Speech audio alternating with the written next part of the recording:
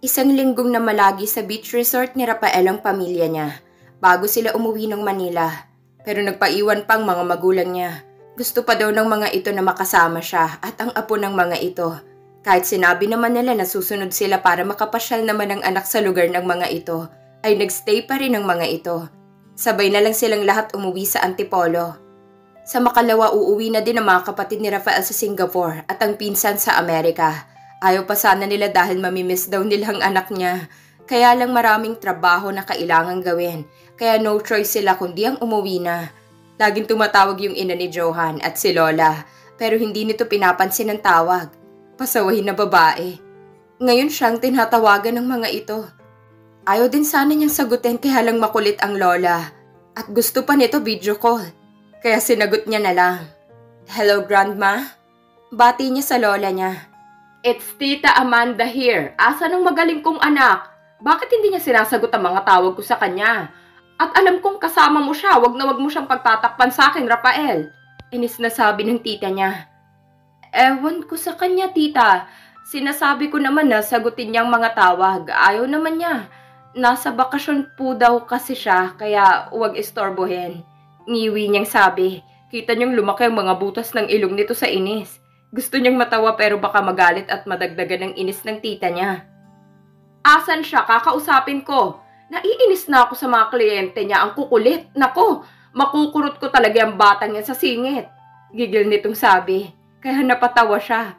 Napatigil lang nang umiiyak ang anak na lumapit sa kanya. Gusto niyang patayin na ang tawag pero huli na at nakalapit na ang anak niya at kumandong pa sa kanya. Gusto niya sana na isurprise ang daddy niya at ang grandparents niya kaso dumating ang makulit na bata. Hindi niya napansin ang paglapit nito. Asan ba si Bella? Tanong sa isipan niya. Daddy, away ako, Tita Alots. Ayaw bigay bola ko. Sumbong na iyak nito at agad kumandong sa kanya. Tumigil ito sa pag-iyak nang hinalikan niya ito sa noo. Sinong batang yan, Rafael? Gulat na sabi ng tita niya. Magkamukha kayo? Anak mo siya? Bakit wala kang sinasabi sa amin? Malakas na boses na sabi nito sa kabilang linya. Mag-hello ka kay Lola Amanda mo, anak. Exaggerated na sumimangot ang tita niya sa sinabi niyang Lola Amanda. Hello po. Sabay kaway nito sa tita niya. Nakita niyang napahawak sa dibdib ang tita niya. Ang drama lang nito magulat. Naiiling siya. OMG, Lola na ba ako? Mukha na ba akong matanda? Tanong pa nito na parang hindi makapaniwala. Ganda po, Lola. May ball po. Ikaw sa mukha, Lola. Sabay turo ng anak niya sa screen ng cellphone yung malaking nunal ng tita sa baba ng labi nito. Kaya natawa siya. Anak, hindi ball yon. Nunal yun, anak. Gaya nito. Sabay pakita niya sa isang nunal niya sa kamay pero hindi naman kalakihan. Malaki lang yung kay Lola, yung akin maliit lang. Paliwanag niya sa anak. Narinig niyang sumingit ang tita niya. Seriously, Rafael, bakit hindi mo man lang sinabi na may anak ka na? Oh my God, you better come here and bring that little cute guy. Bulalas ng tita niya at masayang nakatitig sa anak niya. Hello, dear little cute guy. I'm your mama. Tawagin mo akong mama, okay? Masayang sabi nito na hindi mapakali. Sabi, Daddy, Lola ka po eh. Inosente nitong sabi sa tita niya. Kaya humalakhak siya. Pero imbis mainis ang tita niya, lalo pa itong nasiyahan at tumawa ito sa sagot ng anak niya. Lahat na lang kasi may sagot ang anak niya. Lagi pa itong sumusunod sa mga sinasabi nila ng mommy nito. Baby, ito ang tawagin mong mga lola. Narinig niyang sumigaw ang tita niya. Paktay na sa isip-isip niya. Ma! Pa! Kuya Robert! Han! Tita and tito! Sigaw nito habang naglalakad palabas ng bahay. Patungo ito sa patio sa tabi ng garden ni Grandma. I have a surprise to all of you! Sabay pakita nito ng cellphone nito sa mga ito paharap. What is that? Takang tanong ng Grandma niya. Andun palang mga parents ng mommy niya. Namasyal din palang mga ito sa Amerika. Baby, mag-hello ka na sa kanila. Ni-loudspeaker ng tita niya ang phone nito. Kaya rinig niyang singhapan ng mga ito. At gulat na napatingin ng mga ito sa screen ng cellphone ng tita niya. Natawa siya sa dami ng hello ng anak niya. Isa-isa itong nag-hello sa lahat. Gaya sa ginawa nitong pagbati sa mga kapatid at pinsan niya noon. OMG! My goodness! My God! Who damn? Halos sabay-sabay pa nilang bulalas. Dati, sino sila po? Dami, nanay at tatay po. Ay, gikik nito. Nanay at tatay ang tawag nito sa mga nakikita nitong mga matatanda. At nanay at tatay kasi ang tawag ni Bella sa parents ng mag-asawang Sahela at Landro. Kaya nakigaya na din ang anak. Pero nakakatawa lahat ng makita nitong matanda nanay o tatay ang tawag nito. Napakatalinong bata. Daddy? Halos sabay-sabay na naman nabulalas ng mga gulat na gulat niyang kamag-anak. Really? Apo ko? Bulalas ng lola niya na halos hindi makapaniwala sa naririnig at nakikita. May apo na kami sa tuhod. Mangiyak-ngiyak ito sa tuwa at titig na titig sa apo nito. Sorry La, I was about to surprise you all but Tita Amanda called me many times and this little guy here suddenly shown up out of nowhere. So, yeah? No more surprise. Paliwanag niya na naiiling. Daddy, salita mo parang SpongeBob po. Di ko intindihan eh. Singit ng anak niya na nakatitig pa rin sa screen ng cellphone. Natawang mga nasa kabilang linya. Baka SpongeBob. Sa isip-isip niya. Kaya natawa na siya na ikinumpara pa siya kay SpongeBob. I'm so excited to meet you, little guy. Bulalas ng lola niya. Ganon din ang grandma. Nababaka sa mukha ng mga itong pagkasabik na makita at mahawakan ng anak niya. Napansin niyang nakatitig lang ang daddy niya, walang namutawi sa labi nito na kahit anong kataga. Nababakas ang tuwa at pagtataka sa mukha nito. Son, I thought your child was died. I mean, that was I know. Takang tanong ng daddy niya. So he know? My dad knows about my one child was died? How? Bumalik ulit ang sakit sa dibdib niya sa pagkakabanggit sa isa niyang anak na namatay. Hindi na talaga nawawala yung sakit. Habang buhay niyang dala-dala yun hanggang sa pagtanda niya. Kaya tumango siya. Her name is Bella. She died, right? Malungkot na tanong ng ama niya.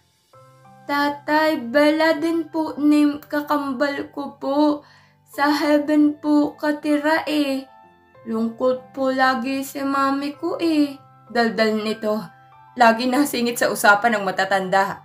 Sinasabihan naman ito ni Bella pero madaldal talagang anak nila. Ayaw paawat. Mabuti naman kahit papaano dahil may paggalang sa pagsasalita nito. Rinig niya napasinghap naman ang mga ito. Naguguluhan ang mga ito sa sinabi ng daddy niya at ng anak niya. How do you know that? Takang tanong niya. Your sister heard your mom talking to someone on the phone before. Long story short. Pinahanap niya si Bella. I don't know the reason but she found out that she gave birth and the baby was dead. The day Bella gave birth. I even had a photo of Bella. I saved it. That was taken when Bella is in cemetery, so the person sent it to your mom. Even the tombstone of baby Bella. I didn't know she gave birth to twins. Malungkot na may halong saya. Hindi ko din po alam until this young man pray about the name Angel Bella. And I got curious. He really had the twins. Malungkot niyang sabi. Teka lang. Ano yung pinag-uusapan yung dalawa? Nalilito kami. Paki-elaborate mo kami, Robert. Bakit wala kayong sinasabi sa amin na ganitong mahalagang bagay sa family natin, ha? Nalilitong sabi ng lola niya. Rafael, tawag din ng lolo sa kanya. Hindi alam ng lola at lolo niya ang ginawa ng mami niya. Ang alam lang ng mga ito nag-away sila at pagkatapos noon, doon siya na disgrasya. Pa, ma, mabuting sa personal na lang pag-usapan yan. Hindi dito sa tawag para mas maintindihan ng mabuti. Sabi ng daddy niya sa mga ito. Bukas na bukas din, aalis tayo papuntang Manila. I can't wait to kiss and hug my apo. Excited na sabi ng lola niya. Yes, me too. See you soon, apo namin. Masayang bulalas ng grandma. Ang lolo niya at ang grandpa nababakas din ng saya sa mukha ng mga ito. Halos wala ang mga itong imik at nakatitig lang sa apo nila. Daddy, ano po si Yuso? Tanong ng anak. Napakunot noo siya. Basta curious sa salitang bago sa pandinig nito ay magtatanong ito ng magtatanong. Kadaldal na bata. Ano ulit, baby? Tanong niya dahil hindi niya naintindihan. Kapag si Bella ito gets agad nito. Sabi po ni nanay, yun si so namin apo. Tandang-tanda pa nitong mga sinabi ng lola nito. Yun lang pala, napailing siya. Kunin po ba nila ako, daddy? Yoko, daddy. Lungkot mami ko Sabay yakap nito sa kanya. Natawa naman siya. Sabi ni nanay, see you soon. Gusto na nilang makita ka at mayakap. Excited silang makita ka, anak. Paliwanag niya. Tumingin ulit ito sa camera. Kudim po, see you so po kayo marami. Daldal nito, napapangiti naman ang mga nasa kabilang linya. Anak, gayahin mo si daddy. See you soon all po. Gumaya naman ito at may tanong ulit. Anong all, daddy? Napangiti na lang ulit siya sa kakulitan nito. Lahat-lahat sila. Tumango naman ito. Parang may iniisip na naman na itanong kaya inunahan niya na. Dali na, magbabay ka na sa mga nanay at tatay mo. At si Lola Amanda. Kita niya itong sumimangot kaya tumawa lang siya. Rinig niya din na napahagikik ang dalawang matanda. Tatawagin na sana ni Bella ang mag-ama nang makitang may kausap ito sa phone. Aalis na sana siya nang marinig ang mga tanong ng anak sa ama nito. Napapangiti siya sa mga ito. Hindi rin ito gets minsan ang mga tanong ng anak. Nailing siya. Mamaya niya na lang sana tatawagin. Aalis na sana siya nang makita siya ng anak. Mami! Sigaw ng anak. Napalingon siya sa gawin ng mga ito. Alanganin siyang lumapit kaya pilit na lang siyang ngumiti. Sa totoo lang nahihiya pa rin siya sa presensya ni Rafael. Lalo ng mga titig nito na nakakaila. Tatawagin ko sana kayo kaya lang may kausap ka pa yata. Mamaya na, pasok na lang kayo mamaya at kakain na. Mahinahon niyang sabi. Kain na po! Want ko mag-eat, mami! Sabay pa ba sa kandungan ng ama at agad na tumakbo palapit sa kanya. Hindi niya mapigilan na hindi matawa. Food is life talaga ang anak niya. Nakita niyang tumayo na din si Rafael. Tapos na ba ito sa kausap nito? Parang hindi niya naman narinig na nagpaalam ito sa kausap. Kinarga ang anak at inakbayan siya nito. I miss you. Bulong nito sa kanya. Napatingala siya dito. Binigyan siya nito ng smack na halik sa labi. Nagulat siya kaya napalo niya ito sa braso. Nandito ang anak natin, Rafael. Love, tawagin mo akong love. Seryoso nitong sabi. Love, mommy! Love, daddy! Masayang palakpak ng anak. Natawa na lang silang dalawa. Ang anak talaga nilang nagpapagaan sa lahat. Nang makapasok na sila sa kusina, kita na niyang nakahain ng lahat. Nakaupo na din ang magpinsan, pero wala ang Kuya Esteban niya. May pupuntahan daw at nagmamadali ito. Napaisip siya sa chismis ni Trina sa kanya nung tumawag ito sa kanya. Totoo kaya yun? Sana totoo para maging masaya na din ito. Si Kuya, tanong niya sa kapatid na bunso. Umalis siya, nagmamadali kanina, parang sasabak sa gerang batang yun. Ang mama niyang sumagot. O umupo na kayo at kakain na, sabi pa ng mama niya. Yay! Kain na ako! Thank you po, Lola at Lolo sa food. Masayang sabi ng anak. Food, dami food! Kinikilig pa nitong sabi. Natawa na lang silang lahat. At ginaya pa ni Johan at Pani yung pag-thank you ng anak niya. Napahagikik na lang din ang anak nila. Kinagabihan na una na siyang pumasok sa kwarto nilang tatlo ng anak nila. Ayaw niya pa sanang tumabi dito. Pero makulit ito. At yun din ang gusto ng anak nila, ang magkakatabi silang tatlo. Nag-aagawan pa ang mga ito nakatabi siya. Gusto ng anak niya sa gitna, ganun din si Rafael. Kapag sinabi niyang siyang sa gitna, papayag din si Rafael. Pero ang anak naman nila ayaw. Dapat daw siya sa gitna. Natatawa na lang siya kapag pinipilit parehong gusto. Titigil lang si Rafael kapag sinabi ng anak nila na gusto nitong pareho silang makatabi. Napapakamot na lang din ito sa ulo. Nauna na siyang naligo para siya na lang ang magpapatulog sa anak nila mamaya. Nasa kalagitnaan na siya ng paliligo nang may biglang yumakap sa kanya sa likuran niya. Sobrang gulat niya nang halos mapatalon siya sa ginawang pagyakap ng gagong lalaking to. Bakit hindi niya napansin o narinig man lang ang pagbukas ng pintuan? Nasaan ang anak nila at basta na lang nito iniwan? Rafael, nahihiya niyang bigkas. Tawagin mo akong love. Kailangan bang sabihin ko yan paulit-ulit sa'yo? Anas nito sa punong tenga niya. Asan si Belle? Baka magising siya. Sana hinintay mo na lang akong matapos dito. pang-iiwas niya sa sinabi nito. Naiilang pa kasi siya na labang itatawag niya. Kahit gustuhin man niya, pero mas nabibigkas niya yung pangalan nito. Tulog na, nasa kinamama na tulog. Sinabi nito at pinaharap siya nito. Ngayon magkaharap na sila sa isa't isa. Sinapon nitong magkabila niyang pisngi at tinitigan siya nito. I miss you so much, love. Gusto kitang masolo, mayakap at mahalin. Pakiramdam ko kasi iniiwasan mo pa ako. Wala na ba akong puwang dyan sa puso mo? Nasanay ka na ba na wala ako sa tabi mo? Hindi mo ba ako namimiss? Hindi mo na ba ako mahal? Sunod-sunod nitong tanong na punong-puno ng pait ang boses nito at pangungulila sa kanya. Ramdam niyang tampo sa boses nito. I'm sorry, sabi na lang niya. Sorry mean what? Agad nitong tanong. Sorry dahil nararamdaman mong mga yan. Sorry dahil pakiramdam mo iniiwasan kita. Hindi ganun kasi yun. Yumuko siya.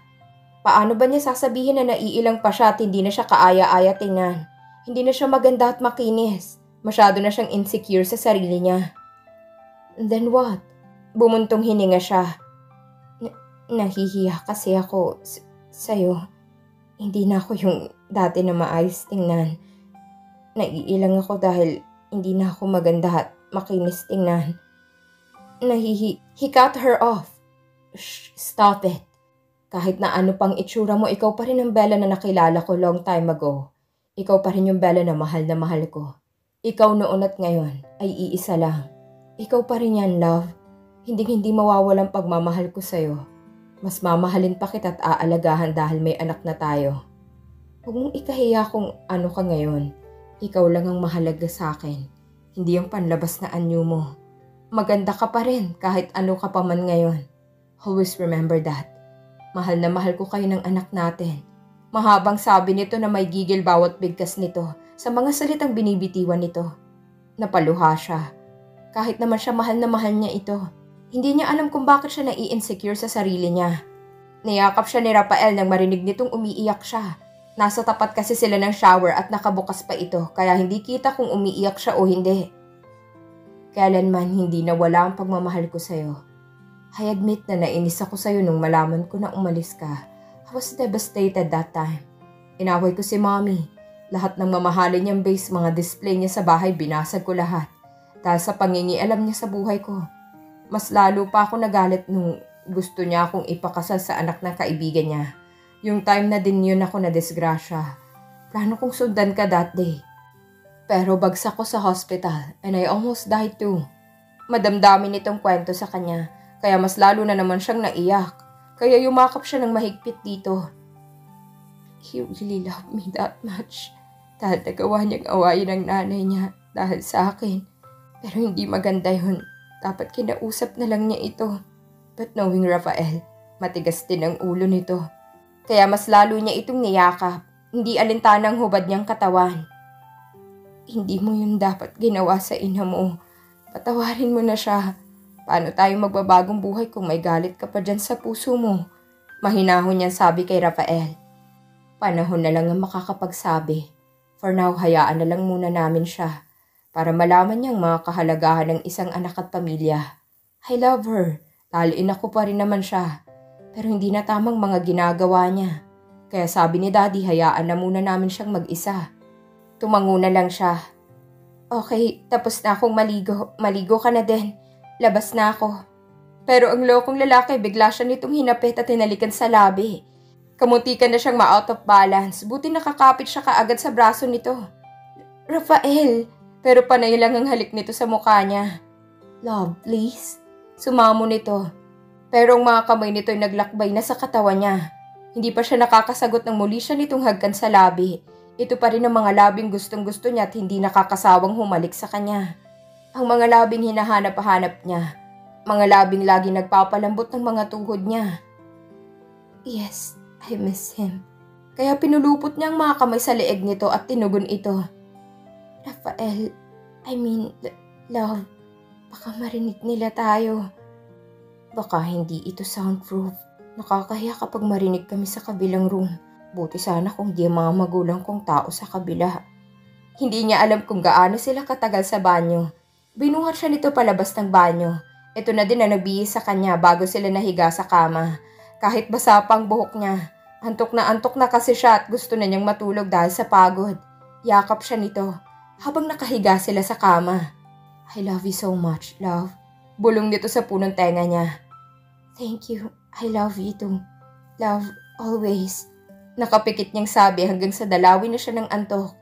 Tanghali na sila nagising na dalawa kung hindi pa kumatok ang mama ni Bella sa pintuan.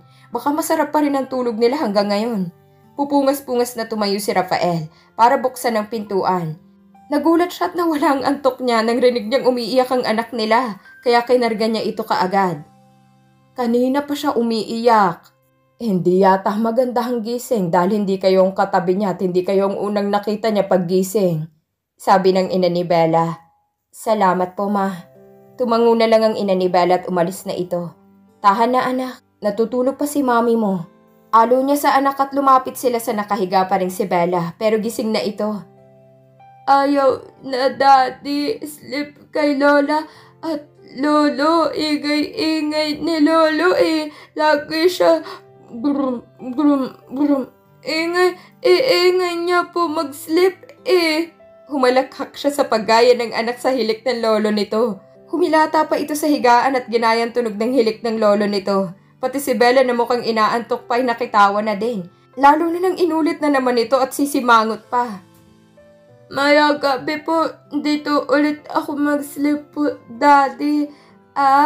Sabi pa nito. Good morning, baby ko.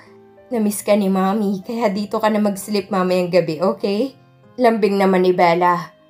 Morning po, mami. Opo, gusto ko po dito. Okay lang po kahit wala po ako, baby, sister, and brother. Yuko kasi sleep kay lolo at lola Simangot nito. Lumingon siya kay Rafael na nagkamot ng ulo. Ano na naman kayang sinabi nito sa bata? Sumimangot siya ng kumindat ito sa kanya. Nahiga na ulit ito at pinagitnaan ng anak nila. Masayang nagkukulitan silang tatlo.